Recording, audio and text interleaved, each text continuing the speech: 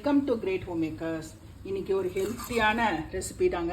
வாழைத்தண்டு வச்சு ஒரு பொரியல். வாழைத்தண்டை வந்து நம்ம நறுக்கிக்கலாம். மேலே இருக்கிற தக்கையாக இருக்கும், அதை நம்ம தோல் சீவி எடுத்துடலாம். நம்ம இந்த மாதிரி நறுக்க போகிறோம் ஸ்லைஸாக. உள்ளே இந்த மாதிரி நார் வரும். இதை வந்து நம்ம அப்படியே ரிமூவ் பண்ணிடலாம். சின்ன சின்னதாக கட் பண்ணி இங்கே மோர் கலந்த தண்ணி வச்சுருக்கேங்க, அதில் ஆட் பண்ணேன். 2 டேபிள் ஸ்பூன் பாசிப்பருப்பு, அதுக்கு வந்து 1/4 டம்ளர் தண்ணி விட்டுருக்கேன். அதில் நம்ம நறுக்கி வச்ச வாழைத்தண்டை வந்து ஆட் பண்ணிடலாம். வாழைத்தண்டுக்கு வந்து எப்போவுமே கொஞ்சமாக தான் உப்பு போடணும். ஒரு 1/4 டீஸ்பூன் உப்பு போட்டால் போதும். ஒரே ஒரு சவுண்ட் வந்து வேக வச்சுக்கலாம். வந்து வாழைத்தண்டு வந்து நல்லா வெந்திருக்கு. தேங்காய் எண்ணெய் 1 டீஸ்பூன் விட்டுக்கலாம். கடுகு ஒரு 1/2 டீஸ்பூன், உளுத்தம்பருப்பு ஒரு 1/2 டீஸ்பூன், பெருங்காயப்பொடி ஒரு 1/2 டீஸ்பூன், மிளகாய் 2 கட் பண்ணி வச்சுருக்கேன், அதை ஆட் பண்ணுறேன்.